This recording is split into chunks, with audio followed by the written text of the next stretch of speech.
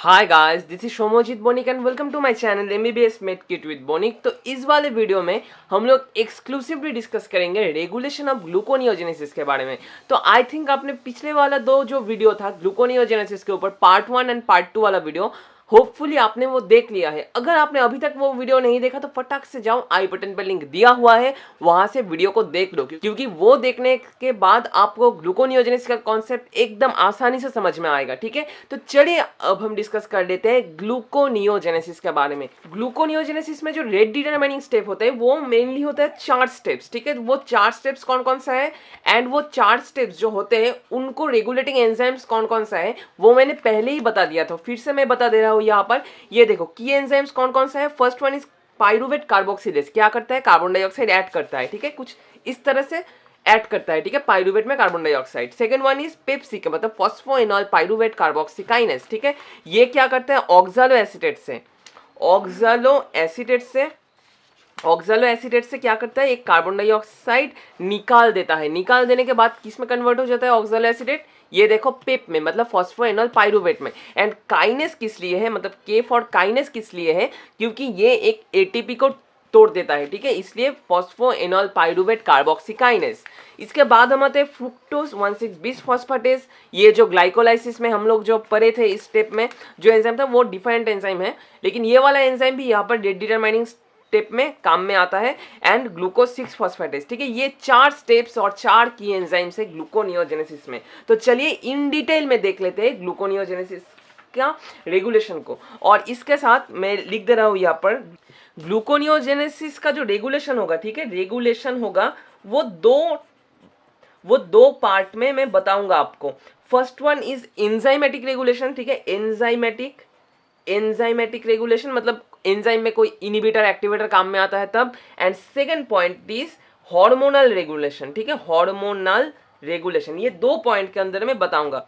तो चलिए देख लेते हैं एंजाइमेटिक रेगुलेशन के बारे में। ठीक है, एंजाइमेटिक रेगुलेशन पढ़ने से, एंजाइमेटिक रेगुलेशन जानने के लिए हमें पहले जानना पड़ेगा कि एंजाइम कौन कौन सा है, जो मैंने पहले ही बता दिया। तो फर्स्ट जो एंजाइम को लेकर हम डिस्कस करेंगे वो है, गेस करो, वो है पाइरूवेट कार्बोक्सिलेज। ठीक है, कार्बोक्सिलेज। ठीक है, पाइरूवेट कार्बोक्सिलेज का काम तो आप लोग जानते ही हो। पाइरूवेट में, ठीक है, पाइरूवेट में क्या करता है, एक CO2 ऐड कर देता है। ठीक है, CO2 ऐड करता है और किस में कन्वर्ट करता है, ऑक्सालो एसिटिक एसिड में। ठीक है, तो अब आपको जानना पड़ेगा ये जो प्रोसेस है इनका एक्टिवेटर कौन कौन सा है। ठीक है, एक्टिवेटर है, फर्स्ट जो एक्टिवेटर हमें जानना पड़ेगा वो है एसिटाइल कोए। ठीक है, एसिटाइल कोए। तो आप लोग अब कहोगे पिछले वाली वीडियो में तो आपने बताया था ये एक बाईपास पाथ है, मतलब एसिटाइल कोए यहाँ पर फॉर्मेशन हो रहा है।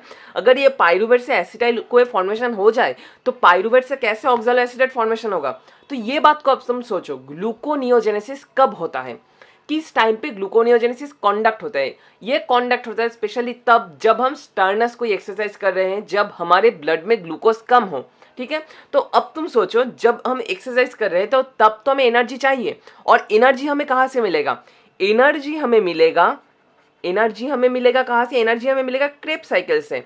तो क्रेब्स साइकिल, तो यहाँ पर चलना तो कंटिन्यूअसली चलना होगा इसको। एंड अगर क्रेब्स साइकिल चलता जाए तभी ऑक्सालो एसिडेट का अमाउंट इसके थ्रू भी बढ़ेगा, और ऑक्सालो एसिडेट के अमाउंट अगर बढ़े तभी हम ग्लूकोनियोजेनेसिस को आगे कंडक्ट कर सकते हैं। ये बात को फिर से मैं रिपीट कर रहा हूँ, आपका जब ब्लड में ग्लूकोज कम पड़ता है, मैं सोच रहा हूँ आप एक्सरसाइज कर रहे हो और दौड़ रहे हो और टेंशन में हो एक्सेट्रा चीज, ठीक है, तब क्या होता है, आपको एनर्जी लगता है। एनर्जी मिलता कहाँ से है, क्रेब्स साइकिल से।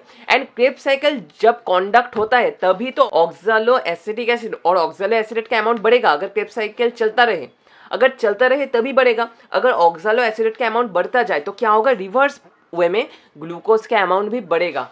ठीक है, समझ रहे हो बात को। तो इसीलिए तुम लोग ये भी कह सकते हो ऑक्सालो एसिडेट क्या करता है, इसको एक्टिवेट करता है। ठीक है, पाइरूवेट कार्बोक्सिलेज को एक्टिवेट करता है, ये एक एक्टिवेटर के हिसाब से काम करता है। ठीक है, ये आपको समझना पड़ेगा। अगर ये एसिटाइल कोए का अमाउंट बढ़े तो ये और भी एक्टिवेट करेगा क्या, पाइरूवेट से ऑक्सालो एसिडेट फॉर्मेशन को। ठीक है, ये हो गया हमारा फर्स्ट कंट्रोल और फर्स्ट रेगुलेशन।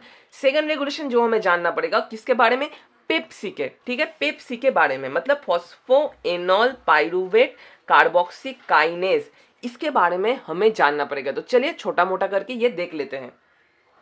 तो ये जो पेप्सी के है, पेप्सी के मेनली क्या होता है, हार्मोन रेगुलेटेड, ठीक है, हार्मोन रेगुलेटेड, ठीक है, हार्मोन रेगुलेटेड होता है।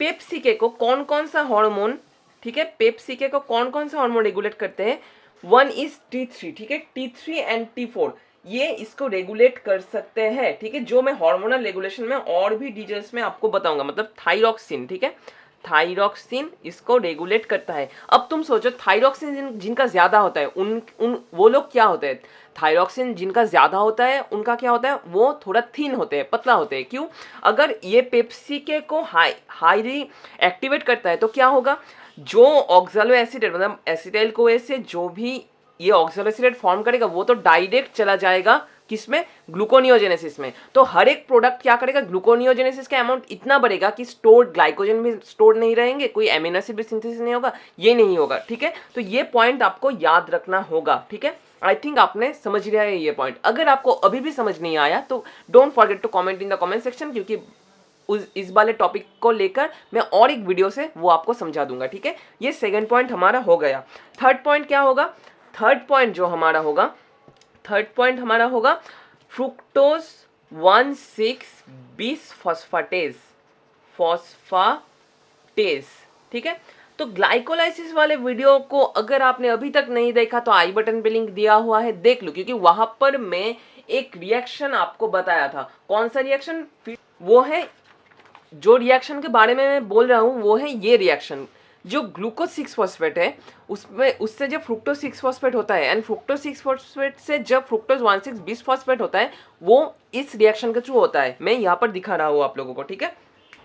ये देखो फ्रुक्टोज क्या था, फ्रुक्टोज 6 फॉस्फेट, ठीक है, ये वाला स्टेप फ्रुक्टोज 6 फॉस्फेट, ठीक है, फ्रुक्टोज 6 फॉस्फेट ये था। फ्रुक्टोज 6 फॉस्फेट से क्या प्रोड्यूस होता है, ये अगर मैं रिवर्सिबल रिएक्शन समझू, ठीक है, फ्रुक्टोज 1,6-बिस फॉस्फेट, ठीक है, बिस फॉस्फेट। तो फ्रुक्टोज 6 फॉस्फेट का एक इंटरमीडिएट होता है जिसको हम क्या कहते हैं, जिसको हम कहते हैं फ्रुक्टोज 2,6-बिस फॉस्फेट, ठीक है। इसमें कौन सा एंजाइम लगता है, इसमें जो एंजाइम लगता है उसका नाम है, दिखा रहा हूं मैं आप लोगों को, जो एंजाइम लगता है उसका नाम है PFK2, ठीक है, PFK2, ठीक, PFK2 यहाँ पर लगता है, ठीक है। ये क्या करता है, ये फ्रुक्टोज 6 फॉस्फेट से जब फ्रुक्टोज 1,6-बिस फॉस्फेट होता है, मतलब जो ग्लाइकोलाइसिस का जो प्रोसीड्यूर है उसको इंड्यूस करता है फ्रुक्टोज 2,6-बिस फॉस्फेट। लेकिन जब मैं फ्रुक्टोज 1,6-बिस फॉस्फेट से रिवर्स मतलब उल्टे दिशा में रिएक्शन को ले जाऊंगा, मतलब फ्रुक्टोज 1,6-बिस फॉस्फेट से फ्रुक्टोज 6 फॉस्फेट कन्वर्ट करूंगा, तो फ्रुक्टोज 2,6-बिस फॉस्फेट इनहिबिटर के हिसाब से काम करता है। मतलब ये जो कंपाउंड है ये फॉरवर्ड रिएक्शन को सपोर्ट करता है, मतलब एक्टिवेट करता है, लेकिन ये इनहिबिट करता है बैकवर्ड रिएक्शन को, ठीक है। तो इसका रिजल्ट क्या होता है, ठीक, देखो फ्रुक्टोज 2,6-बिस फॉस्फेट, ठीक है, बिस फॉस्फेट, ये क्या करता है, ये फ्रुक्टोज 1,6-बिस फॉस्फेटेस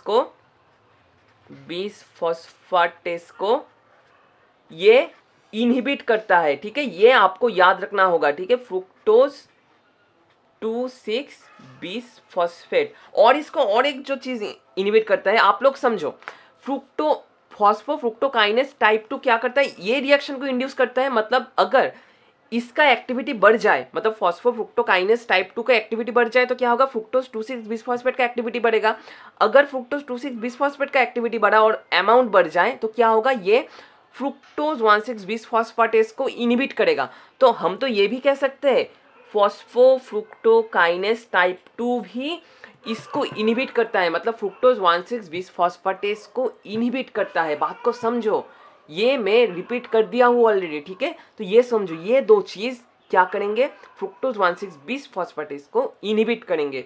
और एक चीज जो इसको इनहिबिट करेगा वो क्या है, वो है AMP, ठीक है, ये AMP, ये अब तक के लिए सिर्फ जान लो, जब मैं हार्मोन्स पढ़ाऊंगा तब डिफरेंट हार्मोन्स के बारे में जब बताऊंगा तब ये इन डिटेल में मैं आपको बता दूंगा क्यों एएमपी इसको इनएक्टिवेट करता है, ठीक है। तो ये हमारा फ्रुक्टोज 1,6-20 फॉस्फेटेस का रेगुलेशन हो गया। तो इसके बाद हम लोग देखते हैं हार्मोनल रेगुलेशन के बारे में, ठीक है। हार्मोनल रेगुलेशन कैसे होता है? हार्मोनल रेगुलेशन कैसे होता है? हार्मोनल रेगुलेशन मेनली यहाँ पर दो हार्मोन्स मेन भूमिका लेते हैं। कौन कौन सा हार्मोन? सभी लोग जानते हो, एक एंटागोनिस्ट हार्मोन, एंटागोनिस्ट मतलब एकदम ऑपोजिट काम का हार्मोन यहाँ पर काम में आता है। कौन सा? ये देख लो, ग्लूकागॉन एंड इंसुलिन, ठीक है। ग्लूकागॉन इंसुलिन, ठीक है। यहाँ पर ग्लूकागॉन क्या करता है? ग्लूकागॉन क्या करता है? ग्लूकागॉन का मेन काम क्या होता है ये मैं लिख दे रहा हूँ। ग्लूकागॉन जो करता है ब्लड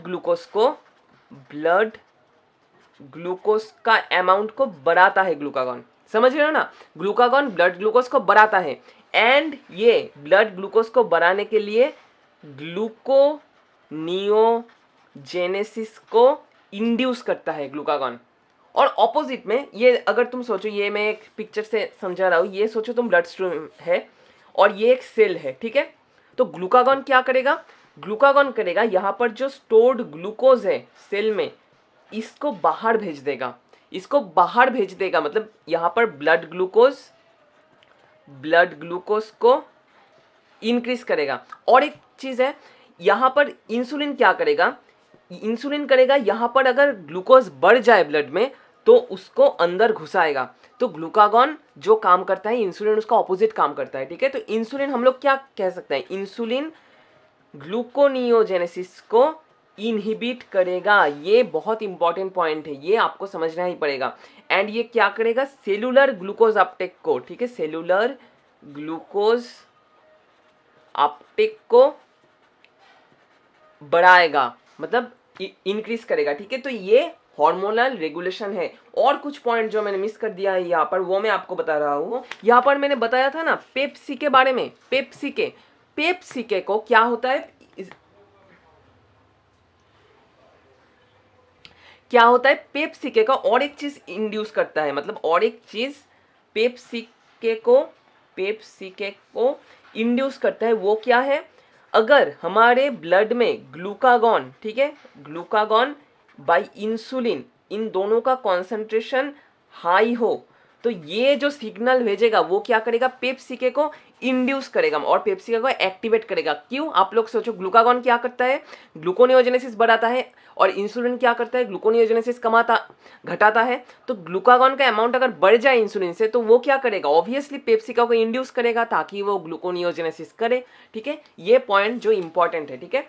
इसके बाद देखो यहाँ पर और एक पॉइंट मैंने मिस कर दिया था। वो फर्स्ट जो हार्मोन था वो तो हमने जान लिया, ग्लूकागॉन, ठीक है, ग्लूकागॉन। सेकेंड हार्मोन जो था वो था इंसुलिन। एंड थर्ड हार्मोन, ठीक है, थर्ड हार्मोन क्या है? ग्लूकोकॉर्टिकॉइड्स। ये क्या करता है? ये भी ग्लूकोनियोजेनेसिस को इंड्यूस करता है, ठीक है। ये क्या करता है? इंड्यूस मतलब प्लस मतलब इंड्यूस ग्लूकोनियोजेनेसिस कैसे?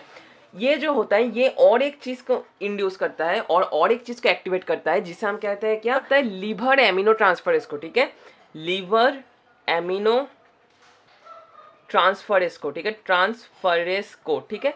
ये किस में काम आता है? तुम सोचो अब ये चीज मैंने बताया था ना, एमिनो एसिड, जब मैं बता रहा था एमिनो एसिड से कैसे हम ग्लूकोज को प्रोड्यूस कर सकते हैं उस वीडियो में, तो मैंने बताया था जो यहाँ पर डिफरेंट टाइप के एमिनो एसिड जो है, यहाँ पर क्या है? एमिनो ट्रांसफरेज से क्या होता है?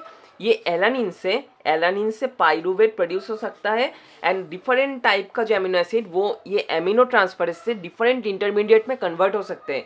और ग्लूकोकॉर्टिकॉइड्स क्या करता है? लीवर में ये एमिनो एसिड ट्रांसफरेज सिंथेसिस बढ़ा देता है, ठीक है, सिंथेसिस बढ़ा देता है। ये अगर सिंथेसिस बढ़ा दे तो क्या होगा? एमिनो ट्रांसफरेज का अमाउंट बढ़ जाएगा। अगर एमिनो ट्रांसफरेज का अमाउंट बढ़ जाए तो क्या होगा? डिफरेंट टाइप का एमिनो एसिड्स क्या करेगा? ये क्रेब्स साइकिल में एंटर करेगा, ठीक है, क्रेब्स साइकिल में एंटर करेगा। एंटर करने से क्या होगा? ग्लूकोनियोजेनेसिस भी बढ़ जाएगा एंड ब्लड का ग्लूकोज का अमाउंट भी बढ़ जाएगा। तो आई थिंक आप लोगों को ये चीज समझ में आ गया है। आप लोग इसका स्क्रीनशॉट भी ले सकते हो, यहाँ पर मैं दिखा दे रहा हूँ आपको, ठीक है। तो आप लोग इसको नोट डाउन कर लो, क्योंकि एग्जाम से पहले वाला दिन ये चीज़ ही आपको काम में आएगा। ये टोटल चीज़ मैं बाद में अपलोड कर दूंगा मेरे पेज में, मेरे फेसबुक पेज में, मेरे इंस्टाग्राम पेज में भी, आप लोग वहाँ से भी मुझे देख सकते हो, वहाँ पर भी मुझे फॉलो कर सकते हो बायोमेड किट से। एंड आज सिर्फ इतना ही। इसी के साथ हमारा ग्लूकोनियोजेनेसिस एंटायर सीरीज 3-4 वीडियो का सीरीज खत्म होता है। आई थिंक आपको ये सीरीज पसंद आया। अगर पसंद आया तो एक लाइक एंड एक शेयर तो बनता है। आप लोगों को फ्रेंड्स के साथ शेयर करो, वीडियो को बहुत सारा शेयर करो, ताकि उनको भी ये वीडियोस का प्रॉफिट हो सके। And at last, one thing to say, stay home, stay safe, and stay tuned with MBBS Med Kit with Bonik. Thank you guys.